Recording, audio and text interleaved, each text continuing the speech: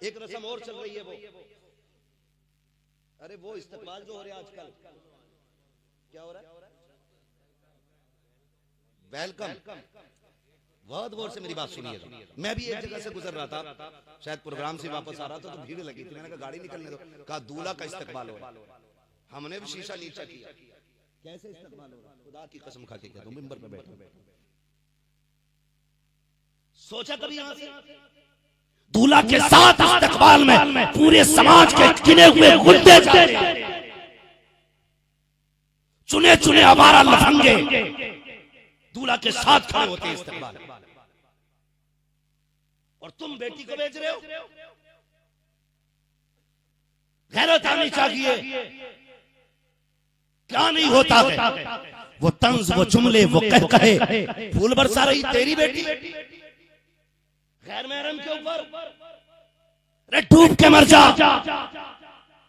जब भाग जाती है बेटियां, चुपके साथ कहता है इमाम साहब ताबीज दे दो ताकि रात रात में लौट आए, वरना मेरी इज्जत का जनाजा निकल जाएगा। बगैरत इज्जत का जनाजा उसी दिन निकल गया था कि जब तेरी बेटी ने किसी के ऊपर फूल डाले थे। तेरी जनाजा इज्जत का तो उसी दिन निकल गया था जब तेरी बेटी किसी खैर के आगे जूस का गिलास लेके खड़ी थी। उसी दिन तुझे मर जाना चाहिए था, लेकिन ये तेरी बेगैरती है कि तू आज तक जिंदा है। सोच तो सही, तेरी बेटी की औकात क्या है, हैसियत क्या है। मरने के एक झटका लगेगा, कीड़े मकोड़े कब्र में खाए। कभी तारीख उठा अली के घर की सोचा, मुस्तफा जाने रहमत की शहजादी जब रुखसत होने लगी थी, मेरे नबी ने कहा था फातिमा आज तक मेरी जिम्मेदारी पर थी, आज के बाद अली की जिम्मेदारी है।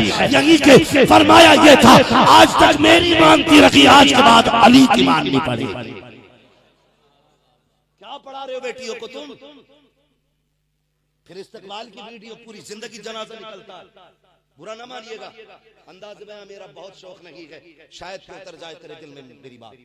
खाली 11वीं खाने से काम नहीं चलेगा, किरदार बनाना पड़ेगा, किरदार भी बनाना पड़ेगा। खाली ये मत सोचिएगा कि खाली खाते रहो, दन बनाते रहो, पूरी बदमाशियां करो और फिर जन्नत हमारे बाप की है, कोई हिसाब ही नहीं होना। तुम्हें क्या लगता है जहां हुसैन खड़े होंगे वहीं तुम खड़े होगे? बताओ। फरमाया गया कि उस दिन 2 सफ़े होनी है, एक सफ से कहा जाएगा जन्नतियों की सफ बन जाए, दूसरी सफ होगी जहन्नमियों की। हाँ, खुदारा दुआ करो अल्लाह में जन्नतियों की सफ नसीब फरमाए।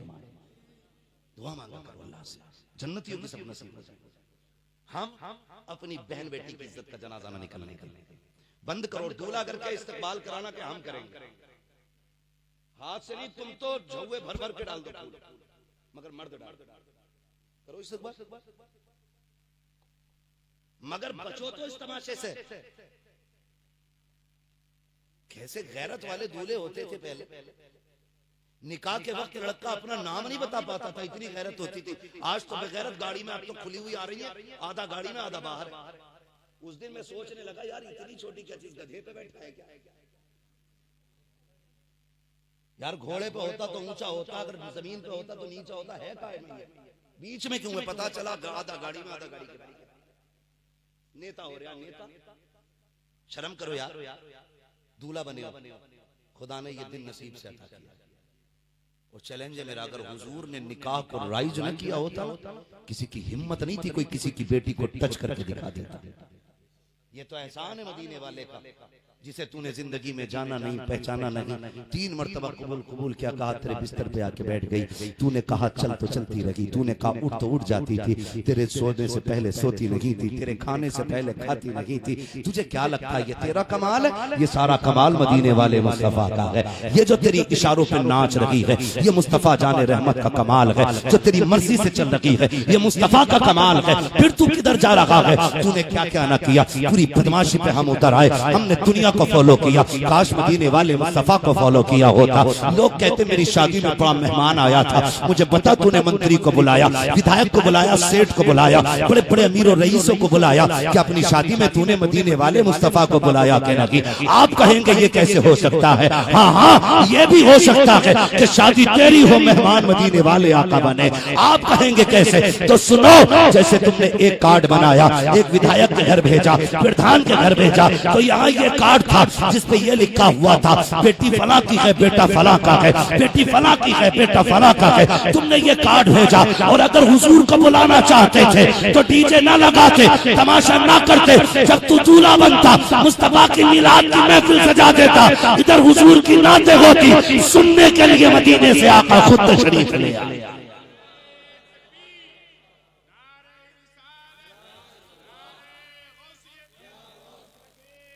हजरत नारे तकबीर, जिंदाबाद जिंदाबाद। बहुत अच्छा माशाल्लाह।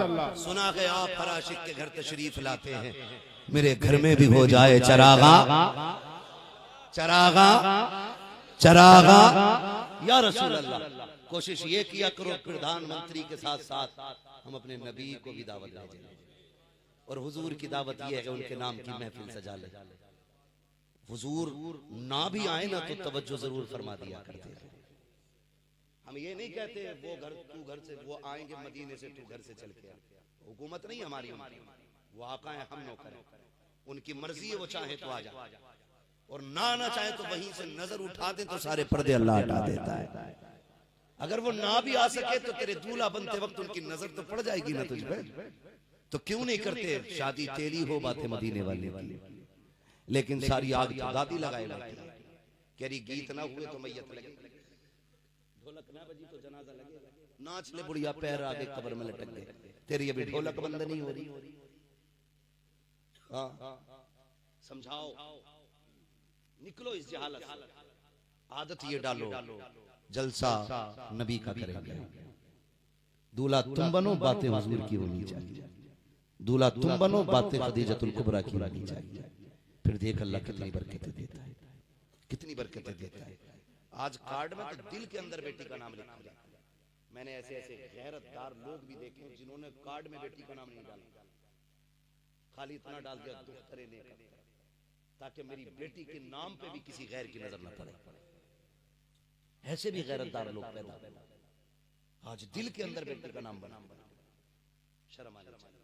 खुदारा घरों की इज्जत की हिफाजत, वरना कोई बचाने वाला नसीब नहीं है, कोई बचाने वाला नसीब नहीं।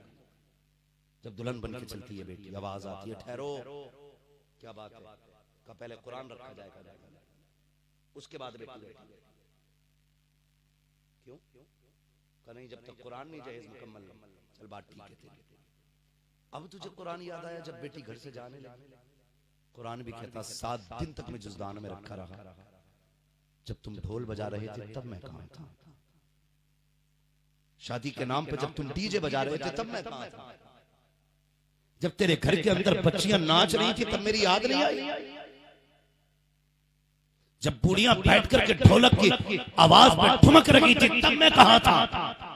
आज सोचते हो कुरान सारी बरकतें देगा?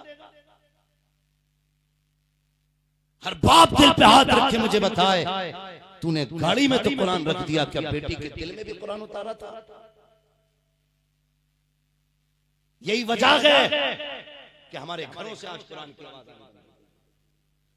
यही वजह है हम गाड़ी में कुरान रखना याद रखते रहे, उसके दिल में कुरान उतारना। और दूल्हा को भी नहीं चाहिए कुरान पढ़ने वाली, इसे भी ऐसी चाहिए कि जो गाली भी दे तो अंग्रेजी में दे। मिजाज बना लिए। याद रखिएगा, जमीन अच्छी होती है तो फसल अच्छी होती है, माँ अच्छी होती है तो नस्ल अच्छी होती है। बंजर जमीन से कभी गुल नहीं हुआ करती, और खुशहाल जमीनें कभी बंजर नहीं रहा करती। अच्छी औरतों को अपने घर की इज्जत बनाइए, और बापों से गुजारिश है कुरान पढ़ाओ बेटियों को। नतीजा क्या होता सुना? एक तरह एक हंगामे में शरबत भूलूं उसको सैकड़ों बातों का रह रहे ख्याल। बहुत सारी कमियां हमारे बीच। ये सिर्फ एक बात कर रहा हूं अभी मैं। जहेज आता है ना तो सबसे पहले सास आके खड़ी होती है, लल्ला क्या ला रहे हो? इसमें क्या लाए? फ्रिज इतना ऊंचा, इसमें क्या जूस की मशीन का मेरे कमरे में। बाद में आता है कुरान। ये क्या क्या कुरान? हमारे घर तो पहले से ही 8 रखे, उन्हें कोई पढ़ने वाला ना है, जाओ इसे मस्जिद में पहुंचा दो। ये कड़वी सच्चाई हमारे घर। नौजवानों बदलो, सोच भी बदलो और अपने आप को भी बदलो। फ्रिज के लिए घर में जगह है, टीवी के लिए जगह है, वॉशिंग मशीन के लिए जगह है, कूलर के लिए जगह है, अगर नहीं है तो कुरान के लिए नहीं। फिर कहते हैं बरकत नहीं हो रही। जिस घर में कुरान रखने की जगह ना हो उस घर में लानतें आया करती हैं, रहमतें नहीं आया करती। इसलिए और अगर किसी घर में किस्मत से कुरान रख भी दिया जाए तो सिर्फ वो शो पीस बना रहे। रोज उठेगी हमारी बेटी, फ्रिज को झाड़ेगी, कूलर को झाड़ेगी, वॉशिंग मशीन को झाड़ेगी, एलसीडी को झाड़ेगी, गाड़ी पर पोंछा मारेगी, लेकिन कुरान की गर्द उतारने की किसी को तौफीक नहीं। कब खोलते हैं हम कुरान? जब किसी घर में मैयत होती है तब कुरान उतारा जाता है, जब तीजा आता है तब कुरान उतारा जाता है, जब जनाजे उठते हैं तब कुरान उतारा जाता है। क्या कि अच्छा हो जब घर से बेटियां भेजो उन्हें कुरान पढ़ा लिया करो, उन्हें दीन सिखा लिया करो। तुम ऐसी लड़कियों को घर की इज्जत बनाओ, उसे हाई स्कूल की डिग्री आती हो ना आती हो, रब का कुरान पढ़ना आता हो, भले ही उसको डांस करना आता हो ना आता हो, गाना गाना आता हो ना आता हो, लेकिन उसे सजदों की तमीज होनी चाहिए। उसे भले ही बेड की चादर बिछानी ना आती हो, लेकिन 5 वक्त मुसल्ला बिछाना आना चाहिए। ये लाजिम कर लीजिए। हम उसी को घर की इज्जत बनाएंगे जो सुबह शाम कुरान पढ़ती हो। खुदा की कसम खा के कहता हूँ, अगर घर के अंदर कुरान वाली आती है तो फिर उस घर के अंदर रब की तरफ से दुरूद और सलाम आया। इसलिए लाजिम कीजिएगा हम अपने घर में ऐसी औरत लाएंगे जो कुरान वाली। और जब बेटी दीनदार होती है तो अल्लाह फिर बेटे भी दीनदार होता है। बस बात खत्म करने लगा हूँ। सरकार गौसे पाक के वाली, सरकार गौसे पाक के वाली। आपको मालूम है ना, पहुंच गए, सेब खाया, याद है ना वो बात? हराम से बचिएगा, अल्लाह हलाल की तौफीक अता फरमाए। बिस्मिल्लाह पढ़ के दुकान खोला करो। 1 घंटा ही बोलते हैं, चाहे अमेरिका जाए या अफ्रीका जाए, इससे ज्यादा नहीं। क्योंकि हमें भी जिंदा रहना 365 दिन में 400 से ज्यादा तकरीर करनी रहती है। मशीन नहीं है बटन दबा। तो आज तो ये मुफ्ती शमशाद साहब की मेहरबानी है। आज मैं कई दिन बाद लौटा था घर पे, आज मुझे आराम का दिन था। तो इनके चांद साहब के बहुत ज्यादा इसरार की वजह से मुफ्ती शमशाद कहने लगे यार आ जाओ, ये कमेटी बड़ी दीवानी है। तो मैंने कहा चलो यार एक रात की कुर्बानी और से, मुझे नहीं मिलेगा एक दिन भी आराम का। मुझे आज भी तकरीर करनी, कल भी करनी, जितने दिन घर पे रहूंगा मुझे उतने दिन तकरीरें करनी है। बस अल्लाह आपको सलामत रखे, अल्लाह आपको सलामत रखे, आपके नजरियात को सलामत रखे। बस आखिरी बात मेरी सुन लीजिएगा। सरकार गौसे पाक के वालिद ने दिल के हलक के अंदर सेब आया तो दिल ने कबूल नहीं किया। चलो माफी मांग ली जाए। माफी मांगने के लिए तशरीफ ले गए, बाग में गए। सुने बहुत गौर से, किसकी औलाद है गौसे पाक? माफी मांगने के लिए एक बंदा सफाई कर रहा था। कहने लगे मालिक तुम हो? कहा नहीं। कहा फिर मालिक कौन है? कहा वो छप्पर में बैठ के अल्लाह की इबादत कर रहा है। उसने कहा जाओ उनसे मिल लो। आप फरमाने लगे उनसे कह दीजिए कोई परदेसी आया है और आपसे मिलना चाहता है। आप अपनी इबादत में मसरूफ, खादिम गया हुजूर कोई परदेसी है मिलना चाहता है। जाओ पूछो उससे जाके क्यों आया। कहने लगे क्या बात? का एक सेब धोखे से उठा के खा लिया, भूख तेज लगी, बस उसी की माफी के लिए आई। दौड़ के जाके कहने लगा बाबा ये जो बंदा है ना, ये सेब की माफी के लिए आया। कह रहा दरिया में बहता जा रहा था। बस फिर तो मुसल्ला जल्दी से छोड़ा, बाहर तशरीफ ले आए। कहने लगे भेजो। सर से लेकर पैर तक देखा। कहने लगे अगर मैं माफ न करूं तो का हुजूर कोई भी कीमत हो माफी दे। फरमाने लगे फिर बरसों तक मेरे बाप की रखवाली करनी पड़ेगी। कहने लगे आखिरत के अजाब से बेहतर है कि बरसों आपकी नौकरी कर ली जाए। फिर उसके एवज में उनके बाप की रखवाली करते रहे। वक्त पूरा हुआ, हुजूर अब जाऊं। एक रिवायत में फिर टाइम बढ़ाया था। और एक बात ये भी है, कहने लगे एक शर्त और है। कहा कौन सी? का मेरी बेटी से निकाह करना पड़ेगा। कहने लगे ये फैसले तो बड़े करते हैं, हम कैसे करते? कहा नहीं फिर माफी नहीं है। कहने लगे फिर ठीक है मंजूर है। कहा ये भी तो सुन लो बेटी है कैसी। बेटी सुन रहे हैं ना आप लोग, समझ रहे? बेटी है कैसी? ये अब्दुल्ला सुमई कहते हैं है कैसी बताइए। कहने लगे अंधी भी है, गूंगी भी है, लूली लंगड़ी है। सोचने पर मजबूर हो गए, कोई चीज ठीक नहीं है मगर माफी का मसला था। कहने लगे जो होगा देखा जाएगा, मंजूर है। निकाह हो गया। कहने लगे किधर जाना? का वो जो सामने घर है उसमें तुम्हारी ज़ौजा है। सुने बहुत चांद भाई।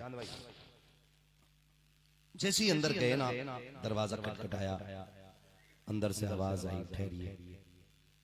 कहने लगे गूंगी की बात थी तो बोल भी रही है। जैसी दरवाजा खुला तो लूली लंगड़ी नहीं बल्कि चांद का टुकड़ा निगाहों के सामने खड़ा था। ऐसे बाहया थे कि पहली नजर पड़ती नजरें झुका ली, उल्टे पैर दौड़ाए, लगता हुजूर गलत जगह पहुंच गए। फरमाने लगे गलत नहीं, सही जगह गए। कहा वो कौन फिर जिसने दरवाजा खोला? कहा वही तुम्हारी बीवी है। कहा हुजूर आपने तो कहा था कि वो अंधी है, लेकिन उसकी आंखें भी ठीक है, जुबान भी ठीक है। कहने लगे इसलिए कहा था अंधा कि उसने आज तक खिलाफ शरा कोई चीज देखी नहीं है, खिलाफ शरा कोई चीज नहीं देखी उसने। कहा उसने शरीयत की हदें पार नहीं की, इसलिए मैंने उसे लंगड़ा कहा। आंखों में आंसू आ गए। कहने लगे अबू साले तुझे क्या पता, जिस दिन ये घर में आई थी ना तो कोई इसकी अजमतों का ऐलान कर रहा था। फिर इसने जिंदगी मेरे आंगन में गुजारी, बड़ी फिक्र थी मुझे कि इतनी पारसा बेटी है, ऐसा लड़का कहां से लाऊंगा। कहने लगे कोई कह रहा था परेशान ना हो, हमने अगर तुझे बेटी दी है तो बेटा भी हम ही भेजेंगे तेरे दरवाजे पे। कहा तुम्हारा पता हमें बताया गया था। कहा ये मजदूरी एवज में नहीं कराई गई है, सिर्फ रखवाली एवज में नहीं, बल्कि हम तुम्हें देखना चाहते थे मेरी बेटी के लायक हो के नहीं। जैसी मेरी बेटी बादशाह है, मैं तुम्हारे सुबह शाम देख रहा था, तुम्हारी इबादत का मामूल देख रहा था, तुम्हारी जिंदगी के नशिस्त बर्खास्त देख रहा था। उसके बाद मुझे फैसला करना था। बात बेटी की थी, ऐसे ही तो हाथ में हाथ नहीं देना था। तुम भी गौर कीजिएगा, आप भी समझ लेना, जब बेटी का हाथ दिया करो बहुत छान फटक के हाथ दिया करो, ऐसे ही किसी के हाथ में हाथ न दे दिया करो। 50 की जमीन देखी बेटी सौंप दी, मीलों का मालिक देखा बेटी दे दी, पैसे वाला देखा बेटी दे दी। नहीं खुदा की कसम, बेटियां पैसों से खुश नहीं रहा करती है, बेटियां इज्जत से खुश हुआ करती है। ऐसे घर में बेटी दिया करो जो रब का भी वफादार हो, अपने माँ बाप का भी वफादार। वरना कई बार पैसे वाले बेटियों को सितम के आगे अपने नचाया करते। सिर्फ पैसे वाला ना देखो, शरीफ देख के बेटी दिया करो। इसलिए गुजारे तो फटे कपड़ों में भी हो जाएंगे, लेकिन सितम के साथ गुजारे मुश्किल होते हैं, गुजारे मुश्किल होते हैं। ये बात इसलिए भी कह रहा हूँ, बेशुमार बेटियों की ये सिफारिश रहती है मौलाना इस बात पे भी बात कर देना कि बड़ा जुल्म होता है ससुराल में, बड़ा सितम होता है। खुदारा अपनी बेटियों को सोच समझ के किसी के हवाले किया करो। ये गुड़िया गुड्डे नहीं, 18 साल पाले हुए जिगर के टुकड़े होते हैं।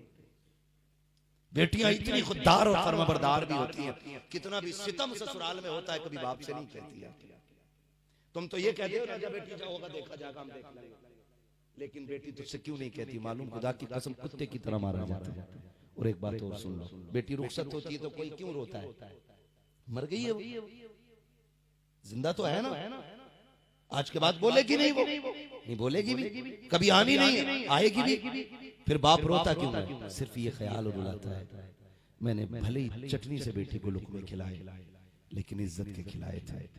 मालिक आज बेटी परदेश जा रही है, ख्याल मुझे बेटी का ये आ रहा है, पता नहीं मेरी बेटी को इज्जत से टुकड़े मिलेंगे या ठोकरों में रोटी मिलेगी।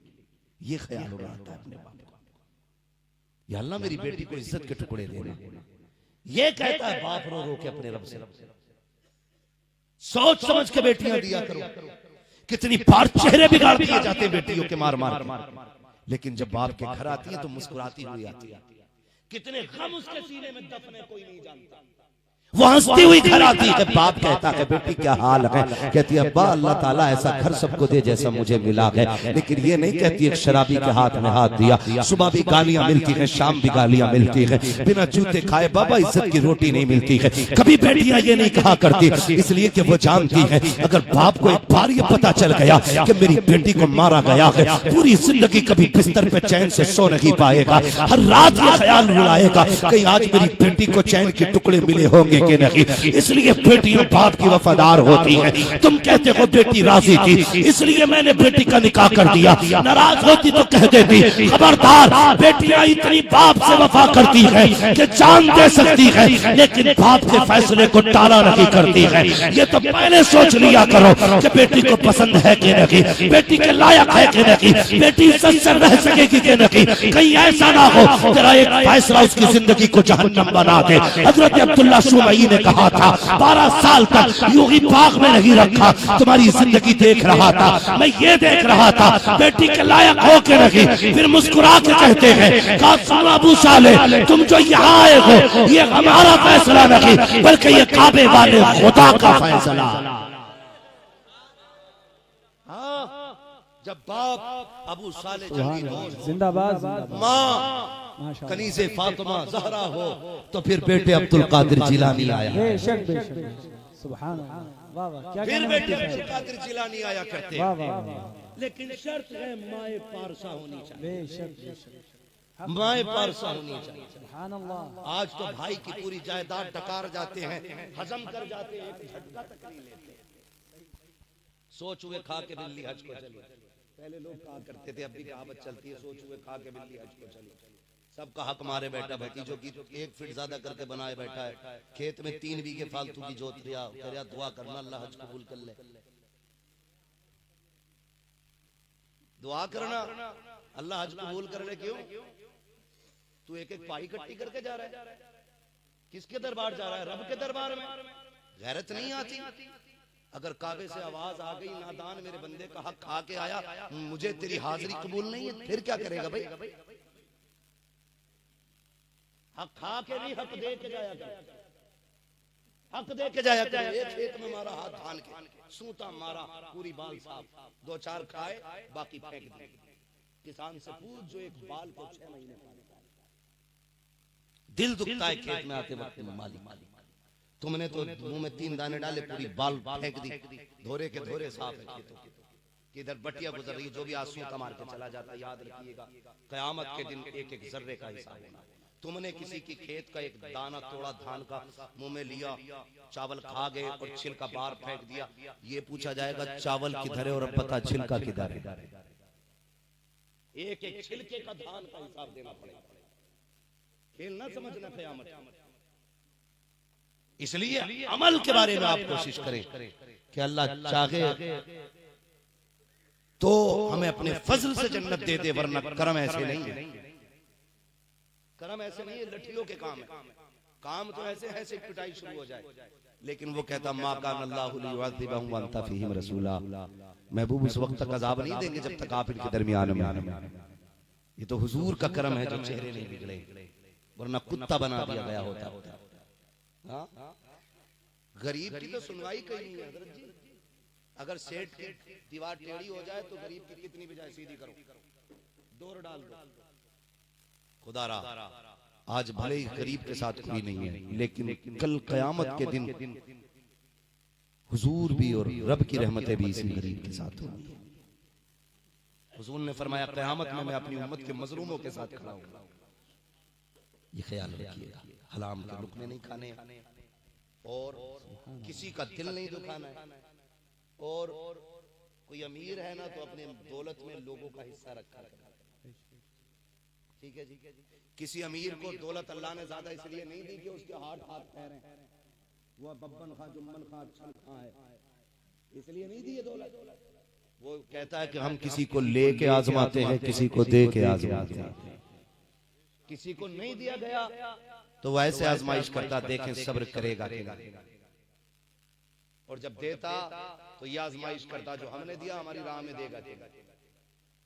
आजमाइश में डालता वो सबको, सारे लोग इम्तिहान से गुजर रहे। अगर तू पैसे वाला तो सांप बन के ना बैठ, तेरे दरवाजे पे जरूरतमंद आ जाए, अल्लाह का शुक्र अदा कर। और ये दुआ किया कर, अल्लाह तेरा शुक्र है तूने देने वाला बनाया, मांगने वाला बनाया। ये कहा सरकार गौसे पाक को देखो। आज अपने हालात हम देखें तो हमारे समाज में कितने लोग ऐसे हैं जो इसलिए काली चाय पीते कि उन्हें दूध मैसर है। गलत कह रहा हूं, बुरा न मान। नाम वली का इतना शौक है, साल में 6 उम्रे करने जा रहे। करे अल्लाह का शुक्र है इस साल 6 सफर है मदीने शरीफ से। अब के भी रमजान मदीने में गुजरेगा इंशाअल्लाह। मेरी तो दुआ अल्लाह हर शख्स का कम से कम एक जिंदगी में रमजान मदीने में गुजरे, क्योंकि हुजूर ने फरमाया जिसने रमजान में उम्रा किया गोया उसने मेरे साथ हज किया। बड़ी खुशी की बात है। लेकिन भाई साहब थोड़ा सा सवाल, आपने 1 उम्रा कर लिया, 2 उम्रे कर लिए, 3 उम्रे कर लिए, क्या ही अच्छा होता। कम से कम 1 उम्रे के पैसे अपनी बस्ती के गरीबों को इफ्तार का सामान खरीदने में लगा दिया होते। तू तो समसम लेके हतीम के सामने बैठा है, मीज़ाबे रहमत के नीचे वीडियो बना के अल्लाह का शुक्र है काबे के पन्नाले के नीचे बैठे। मगर तुझे पता है कितने गरीब अपने छोटे बच्चों को इसलिए रोजा नहीं रखने देते कि उनके पास खजूर खरीदने तक का पैसा नहीं है। बच्चों को खुशी होती है ना पहला रोजा रखने की, और बेटियां कहती हैं अब्बा इस साल मुझे पहला रोजा रखना। बाप गुर्बत की वजह से कह देता नहीं बेटी अभी तुम छोटी हो। हालांकि वो रख सकती है लेकिन वो बेटी की इफ्तार नहीं करा सकता ना, इसलिए वो मना कर देता। हम हरम में बैठ के जमजम पिए, इधर गरीब पानी से इफ्तार करें, क्या करोगे यार ऐसे उम्रे का? तुम्हें खुदा का वास्ता मैं एक बात कहना चाहता हूँ, आपको अगर इस्तिताअत है पहले गरीबों के इफ्तार का इंतजाम करो, फिर उम्रे पे चले जाओ। खुदा की कसम खा के कहता हूँ अल्लाह इतना करीम है, इतना करीम है, अगर पैसा लुटा करके तू उम्रे को ना भी जा सका, अल्लाह गरीब के लुकमे के बदले में तुझे उम्रे का सवाब अता फरमा दे। कौन समझाए? गरीब को लुकमा खिलाया तो कौन देखेगा? किसी की बेटी की इफ्तार कराई तो कौन देखेगा? वहां से आने के बाद तो कहूंगा अल्लाह का शुक्र है रमजान में नामवरी से निकलिए काम कीजिएगा।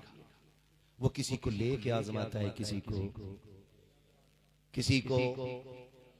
हाँ किसी को लेके आजमाता है, किसी को सारे बोले किसी को लेके आजमाता है। सरकारे गौ से आपको जाना था किसी काम से, दरिया के किनारे सुई मेरी ऊपर चल रही, दरिया के किनारे पहुंचे तो एक शख्स खड़ा था, वो उस पार जाके फरमाने लगे क्या हुआ? उसने कहा हुजूर उस पार जाना है, लेकिन ये कश्ती वाले ने मुझे धक्का देके उतार दिया। कहा क्यों? उसने कहा किराया का पैसा ला, उसके बाद पार जाना। तो गौसे पाक अगरबत्ती वाले नहीं थे खाली, आप आलिम भी थे, फकीह भी थे, मुहद्दिस भी थे, मुफस्सिर भी थे। जब बैठते थे तो इमाम आजम अबू हनीफा के जलवे नजर आते थे, इमाम अहमद बिन हंबल के तेवर नजर आते थे। ये काबिलियत थी उनके अंदर। वो खाली बाजार पे झाड़ू लगवाने वाले लोगों में से नहीं, वो जहां बैठते थे वही एक इदारा बन जाया करता था। इतने बड़े आलिम से पाक शागिर्द साथ में थे, फरमाया जा दौड़ के जा मेरी दरसगाह में पैसे रखे उठा के ला, 100 लेके सिक्के थे। वो कश्ती वाले को देख के कहने लगे इन्हें रख ले। उसने कहा हुजूर क्या है? कहने लगे तूने इस गरीब को इसलिए दरिया पार नहीं कराया, इसके पास किराया नहीं था, कहीं ने संभाल के रख। आज के बाद कोई भी गरीब आए धक्का न देना, उसे अब्दुल कादिर के पैसे से दरिया पार कराते रहे। ये है कादरियत। आपके दरवाजे पे या आपकी नजरों के सामने कोई मजबूर बंदा नजर आया, उसकी मदद करेंगे इंशाअल्लाह। आप अपनी कमाई का कुछ हिस्सा अल्लाह की राह में जरूर खर्च कीजिएगा, जरूर खर्च कीजिएगा। सरकार बगदाद की 11वीं जरूर मनाते रहिएगा। जब 11वीं मनाई जाती है बगदाद वाले का करम होता है। हर महीने हर घर में 11वीं वाले की न्याज होनी चाहिए, उसके नाम की फातह होनी चाहिए। हाँ उसके नाम की फातह होनी चाहिए। लोग कहते हैं क्या होता है, क्या देते हैं? आंख वाला तेरे जोबन का तमाशा देखे, दीदे गोर को क्या है नजर क्या देखे। जो लोग खाली मस्जिद में पड़े रहते हैं वो लोग कहते हैं हमें किसी की जरूरत नहीं। बस एक बात समझा दो, हम लोग अल्लाह वालों की बारगाह में सिर्फ इसलिए जाते हैं कि अल्लाह वालों को रब से दिलाना आता है, उन्हें रब को मनाना आता है। कैसे? सरकार गौसे पाक की बारगाह में शहर का अमीर तरीन आदमी था, उसने कहा हुजूर मेरे घर एक वक्त की दावत खा ले। सरकार गौसे पाक फरमाने लगे नहीं मुझे फुर्सत नहीं है, दीन की तबलीग का काम है, मैं नहीं जा सकता। तो वो रोने लगा। गौस पाक समझ गए कोई बड़ा मामला है, वरना ये इतना नहीं रोता। कहने लगे मंजूर है तेरी दावत। चले गए, पहुंचे ना तो एक संदूक लाया गया। फरमाने लगे इसमें क्या है? दस्तरखान बिछा करवट में संदूक ला के रखा गया। सेठ साहब कहने लगे इसमें क्या? उसने कहा हुजूर इसमें मेरा बेटा है, 18 साल हो गए, लेकिन जब से दुनिया में आया है ये भी तक बोला नहीं है, अपने पैरों पे खड़ा नहीं हुआ, हाथ नहीं चलते इसके, धड़कन ही धड़कन है। कहने लगा मैं अल्लाह की रजा पे राजी हूं, उसने कम से कम एक धड़कन वाला बेटा ही दे दिया, मुझे बेऔलाद तो नहीं रखा है, मैं उसका शुक्रगुजार हूं, लेकिन आपको तकलीफ देने का ये मकसद है। सुना है रब कभी आपकी टालता नहीं है। बगदाद वाले हाथ उठा दे, अगर सुन ली तो मेरा भी बेड़ा पार हो जाएगा। आपसे सिर्फ इतनी इल्तिमास है, अगर वो ना भी सुनेगा ना, कहते हैं फिर भी मैं राजी हूं, मैं इसी को संभाल के रखूंगा, ये मेरी रब की बहुत बड़ी नेमत है। कम से कम एक बेटे का बाप तो हूं मैं, ये बाप के सीने का जज्बा होता है, एक बेटे का बाप तो हूं मैं। हुजूर दुआ करें। अब बगदाद वाले के हाथ उठे, क्या कहते हैं मालूम? कहते मालिक इसके दिल में किसने डाला कि अब्दुल कादिर के पास जा? तू नहीं डाला ना, और ये इसलिए आया कि मैं तेरा कह रहा था। अब अगर इसकी ना सुनी गई तो तेरे अब्दुल कादिर की रुसवाई होगी। और अब तेरी मर्जी है, तू चाहे तो अपने अब्दुल कादिर को इज्जतें दे दे, चाहे तो अपने अब्दुल कादिर को जलील कर दे। इतना कहने की देर थी, आंख में आंसू आए। खुदा की कसम बच्चा उठ के बैठे बैठा है और हुजूर पे खड़े होकर के दरूद पढ़ना शुरू कर देता है। निगाहे वली में वो तासीर देखी, बदलती हजारों की, बदलती हजारों की, बदलती हजारों की तकदीर देखी। इसलिए हम अल्लाह वालों के पास जाते हैं क्योंकि उन्हें अल्लाह को मनाना आता है, अल्लाह को मनाना आता है। रिज़्क़ हलाल करिए, सच बोलिए, फिर देखिए दुआओं में असर होता है क्या। काम फजर बाद शुरू कर दीजिएगा, फिर देखो रिज़्क़ में बरकत होती है क्या। हम भी गैरों की तरह 10 बजे खोलने लगे, ये हमारा तरीका नहीं है। फरमाएगा या अय्युहल्लज़ीना आमनू क़ू अनफुसकुम व अहलिकुम नारा, ऐ ईमान वालों अपने आप को और अपने घर वालों को जहन्नम की आग से बचाओ। कोशिश ये कीजिएगा बेटियों को पर्दा देना, कुरान सिखाना है, हुजूर की शरीयत सिखानी है, दीन सिखाना बेटियों को, ये लाजिम कर लीजिएगा। और अपने घर किसी बेगैरत को दूल्हा बना के नहीं लाना है। अगर कोई कहे लड़की इस्तकबाल कहें कि बारात अपने घर रख, हमें तो दूल्हा भी वो प्यारा है जो मदीने वाले मुस्तफा का प्यारा है। ये ऐलान कीजिए और याद रखिएगा, जो रब का वफादार नहीं वो तेरी बेटी का भी वफादार नहीं। लिख लो, हाँ, जो रब से नहीं डरता वो ससुर से डरेगा। ख्याल रखिएगा, दीनदार दामाद तलाश करें, दीनदार बहू तलाश करें। और तकरीर के बाद जाकर सारी बातें अपनी बीवी को न समझाना। मौलाना आया था और बहुत सख्त कह के गया पर्दा करियो। जब तक सिर्फ बीवियों को समझाओगे कभी मुआशरा नहीं संभलेगा। आप बेटियां समझानी शुरू कर दो, किसी घर की बहू खराब नहीं हो सकती। बेटियों को समझाइए, किसी घर की बहू खराब नहीं होगी। जिसके घर में भी बहू बन के जाएगी कनीज़े फातिमा ज़हरा बन के जाएगी। इसलिए बेटियों को समझाइए, अपनी बेटियों को, बेटों को जहन्नम की आग से बचाइए, पूरे परिवार को बचाइए। मस्जिद में आके कहते हो इमाम का अंगूठा हिल गया, नमाज नहीं हुई है, इमाम का अंगूठा भी दिखाई दे रहा है और तुझे लगती हुई अपनी नाक का भी एहसास नहीं है, सजदा नहीं ठोंगे मार रखे हो। खुदारा पढ़े पढ़े लिखों पे तंज ना किया करें, जाके लोग पढ़े लिखों पे फतवे ना लगाया करें। अल्लाह से डरा करो, ये कहा करो मालिक ये जो 4 सजदे किए गए इन्हें मकबूल फरमा ले, इन्हें बख्शिश की जमानत दे दे। अगर 4 सजदे ही कबूल हो गए अल्लाह तुम्हें बख्शिश की जमानत अता फरमा। करेंगे इंशाअल्लाह ऐसा, इंशाअल्लाह। हाँ, मगर क्या करा जाए, इमाम साहब को जब चाहो तब निकाल लो। मुझे तो नहीं पता तुम्हारे इमाम साहब क्या साल से, मगर हमारी कौम ने बड़ा सितम कर रखा। हर 6 महीने में नया मॉडल लाती, नया मॉडल। और ऐसे ऐसे पुराने आदमी आके बैठते हैं जिन्हें बिस्मिल्लाह याद नहीं। क्यों आए इमाम साहब का इम्तिहान लेने, जाहिल उलमा का इम्तिहान लेंगे। मेरे एक दोस्त है, कादरिया में पढ़ते थे, मौलाना मुजफ्फर साहब। लॉकडाउन हुआ ना तो इत्तेफाक से वो इलाका ऐसा था, लॉकडाउन में प्रोग्राम चल रहे थे, मैं भी गया। वो इमामत करने के लिए आए थे, तो कहने लगे मुफ्ती साहब ये 8-10 लोग हैं, मेरा इम्तिहान लेना है। मैंने उनकी सूरतें देखी, कसम से किसी की सूरत ऐसी नहीं लग रही थी जिसे बिस्मिल्लाह सही से याद हो। और उस शख्स का इम्तिहान ले रहे थे जो मुफ्तियों को पढ़ाता, जो मुफ्तियों को पढ़ाता, उस शख्स का इम्तिहान हमारी कौम के जाहिल नहीं। अगर आपको कुछ नहीं आता, फरमाया या तो उलमा से प्यार करें या तालिब इल्म बने। अगर ये भी ना बन सके, या तो आलिम बने या तालिब इल्म बने या उलमा से प्यार करने वाले बने। फरमाया चौथे ना हो जाना, वरना खैरियत नहीं। अगर आपको पढ़ने का मौका नहीं बना तो पढ़ने वालों से प्यार किया, अल्लाह क़यामत के दिन तुम्हें इन्हीं के साथ खड़ा करेगा। वो बड़ा करीम है। इल्म वालों से प्यार करो, उलमा से प्यार करो। ये मत सोचना कि हम टेक्नोलॉजी में इतने आगे हैं, मैं साइंटिस्ट हूँ और मैं मैथमेटिक्स हूँ, तो कुछ भी है ना। खुदा की कसम क़यामत में जो चलेगा ना, ये गुड़ा भाग का सिक्का नहीं चलेगा, मुस्तफ़ा की गुलामी का सिक्का चलेगा। सुभान अल्लाह, वाह वाह, हुजूर की गुलामी का सिक्का चलेगा। चेहरों पे दाढ़ियां रखा लो, कुर्ता पजामा पहना करो, लगना चाहिए हुजूर का गुलाम जा रहा। बातें तो बहुत सी थी, लेकिन इंशाअल्लाह जो बातें रह गई हैं वो आने वाले जलसे में इंशाअल्लाह बयान की जाएंगी। फरमाया ए भाई बहुत लंबा हो जाएगा, मुझे कल भी बोलना, मेरे भाई मुझे कल भी बोलना, नहीं मुझे मजबूर न किया जाए, मुझे कल भी बोलना, समझाओ यार मुझे, नहीं मुझे कल भी बोलना भाई। देखो वो कभी और पैगाम मनवा लियो, 1.5 घंटा मुझे हो चुका है। अल्लाह आपको सलामत रखे, बैठ जाइए मेरे भाई। सुने, मैं एक इंसान हूँ और बस ये है कि रब का करम, मैंने इतनी देर गुफ्तगू कर ली। तूफान नूह लाने से आखिर क्या फायदा है, कश्क ही बहुत है, अगर कुछ असर करे इंशाअल्लाह उल अज़ीज़ बाकी गुफ्तगू फिर हो जाएगी। अल्लाह इस कमेटी को सलामत रखे, नौजवानों को बरकत अता फरमाए, जो हुए अगलात उनको माफ फरमाए। रब कायनात जिंदगी ने दिया साथ, फिर होगी मुलाकात, चमन रहा फूल खिलेंगे, जिंदगी रही फिर मिलेंगे, मुसाफिर हैं हम भी मुसाफिर।